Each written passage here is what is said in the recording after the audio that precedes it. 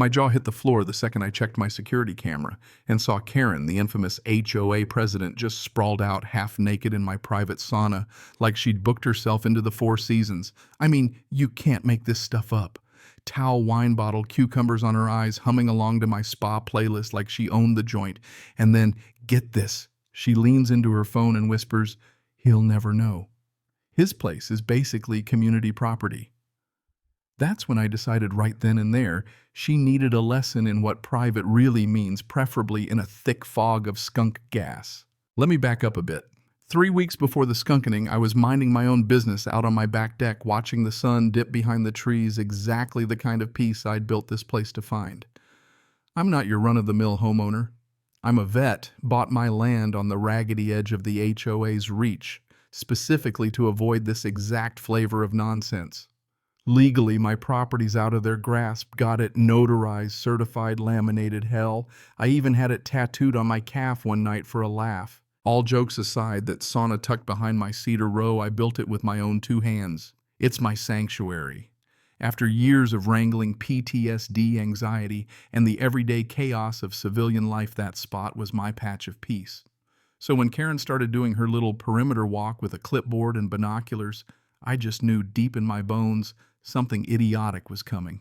First time Karen and I butted heads, it was over my porch lights. She said they disrupted the aesthetic harmony. These were soft amber solar LEDs, by the way. When I explained politely, I might add, that she had zero jurisdiction, she smirked and slapped a violation notice on my mailbox anyway. Didn't stop there. Next HOA meeting, she paints me as some antisocial hermit because I missed her legendary block BBQ, where she served tofu sliders and lectured kids about dandelions. Then she hires a landscaping crew to hack at a heritage oak tree on my side of the fence because apparently it violated the community silhouette. Had to threaten legal action just to get her to back off. So when I installed the sauna, you better believe I went full bureaucratic overkill permits, fire inspections, property line surveys, everything stamped and sealed. Even left a bright red private property sign on the door, clear as daylight. Did that stop Karen? Not for a second. I first realized something was up when my phone buzzed a motion alert from my security cam while I was out shopping. Figured it was a deer or maybe a stray cat, but nope. There she was. Towel, wine, bare feet, just making herself at home. She glances around like she's checking for snipers, tiptoes to the sauna, tries the knob and walks right in. I switched to the inside cam and nearly spit my coffee. She whips out her own Bluetooth speaker, connects it to my system, ditches my meditation playlist for some elevator garbage reclines like Cleopatra, and get this, just tosses her phone up on the shelf. Who does that? Who trespasses onto a neighbor's property, strips down and treats it like their own private resort, Karen? That's who. She looked so at home, I almost wondered if this was a regular thing. And then clear as day, I hear her say, "He'll never know," which means, yeah. This wasn't the first time. She was in there a good 40 minutes, walks out, bottle almost empty, towel barely hanging on, strolls off my property like nothing happened. That's when I went from baffled to burning mad. After years dodging landmines overseas, now I'm back home, and my biggest threat is a woman with a clipboard who thinks the HOA charter gives her divine right. No way. That night I couldn't sleep. I kept replaying the footage, her smug little grin, that tone, her absolute disregard for boundaries. It wasn't even about the sauna anymore. It was about respect, sending a message. She'd humiliated me in my own home, invaded my healing space, and expected I'd just eat it. That's when the idea started brewing. Not revenge. Not exactly. Something better, something poetic. I called up Darren, an old buddy who runs a wildlife control business. He once helped me move a family of skunks out from under my deck, so I asked if he still had those scent generators, the kind they use to scare off coyotes. Non-toxic, safe, but so vile they'll clear a football field in minutes. He laughed so hard when I told him my plan, I thought he'd pass out. "You're gonna skunk trap her?" he asked, wheezing. "No, man," I said. "I'm gonna teach her what private property really smells like." By the weekend, I had the gear. Tested it in the garage, immediately regretted it, had to air the place out for an hour, but it worked. The stench was identical to a live skunk hit. I rigged it up under the sauna bench, synced to a remote trigger on my phone, dialed my cameras and set the sensors to human only. All I had to do was wait. Didn't take long. Next morning, I wake up to the sound of tape on my front door. Didn't even need to look. Sure enough, Karen had dropped off another violation notice, this time for unauthorized signage, impacting community harmony.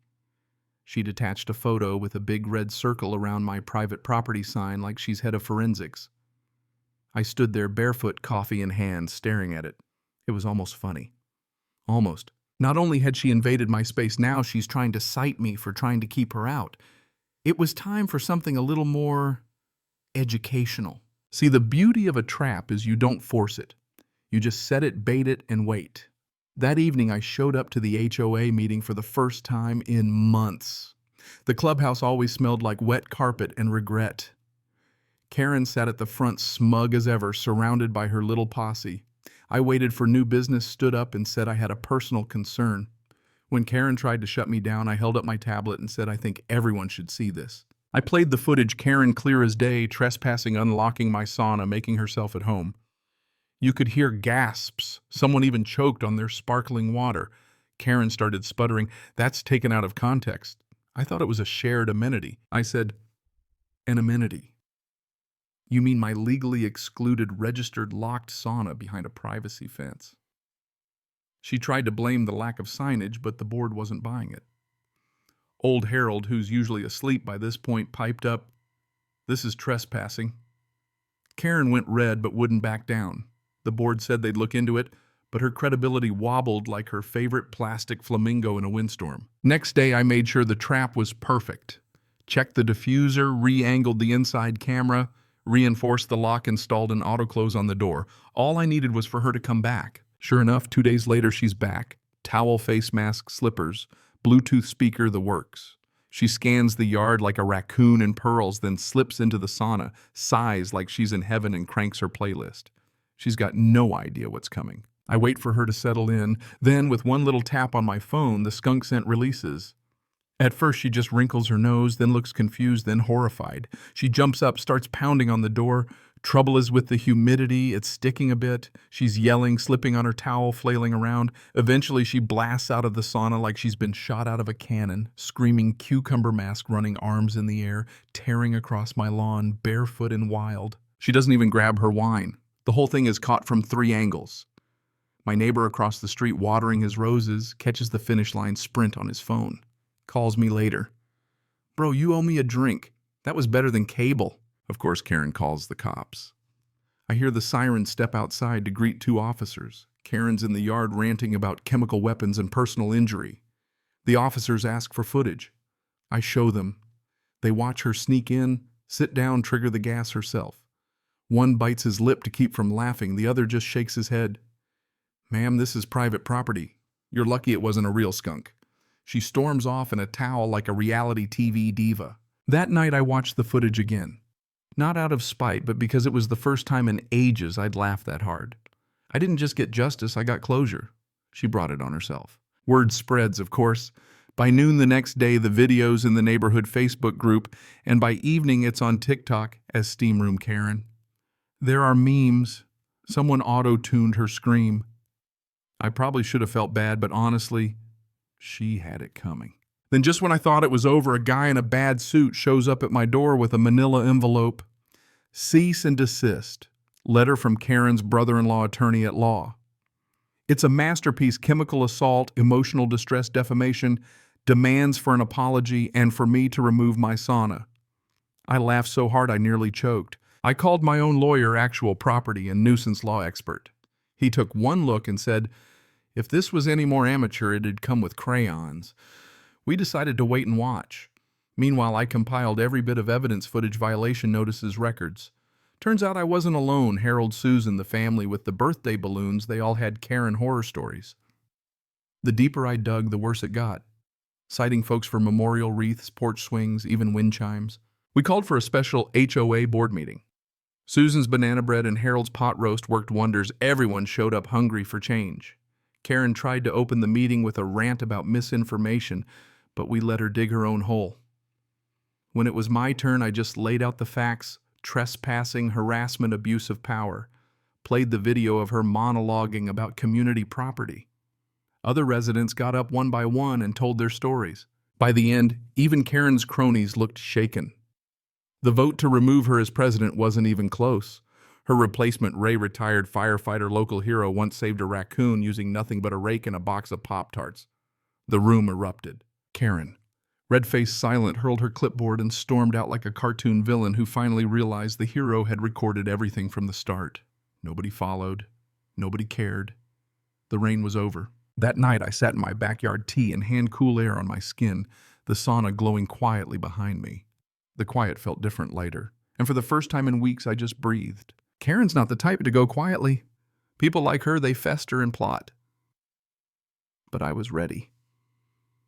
The day after her downfall, the whole neighborhood felt different. People waved again, kids ran wild, someone even hung up paper lanterns without fear of a citation. But Karen wasn't done. She tried going nuclear county code enforcement complaints, wild accusations, even tried to get a restraining order for weaponized environmental stimuli. The county inspector came, shook my hand, chuckled at the diffuser. Her filings went nowhere. Someone even posted her cease and desist letter and Comic Sans flyers on Reddit. It blew up suddenly. The guy who skunked a Karen was neighborhood legend. The block party that weekend felt like a homecoming. Late that night, we sat around a bonfire, swapping stories. Ray raised a toast to sanity, community, and skunks everywhere. I caught sight of my sauna in the dark, finally truly mine again. But as satisfying as it was, I wasn't naive. Karen's silence wasn't surrender, it was a regroup. By week's end, her house went up for sale, plain sign on her perfect lawn. I watched her pack up, head down, sunglasses on, rigid posture of defeat. She looked back once, just once, and then was gone. That night, I sat in my sauna, breathed deep.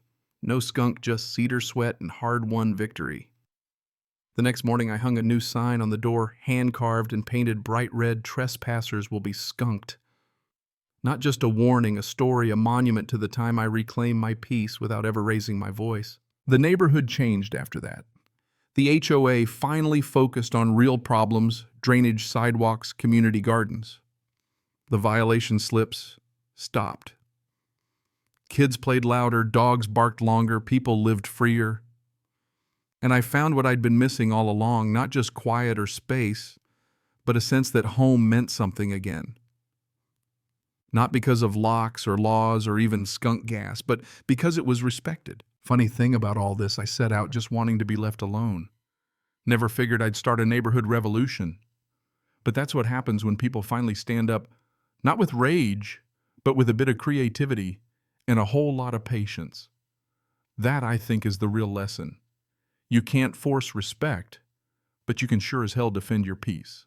Now maybe you're wondering, where's the line between justice and revenge? When does standing up for yourself become going too far? Is it ever okay to fight pettiness with a little pettiness of your own? I'd love to hear where you draw that line, or if you've ever faced down a Karen of your own. Share your thoughts, your stories, or just let me know if you'd rather have your sauna smelling like cedar or justice. Cảm ơn các bạn đã xem video. Cảm ơn các bạn đã xem video.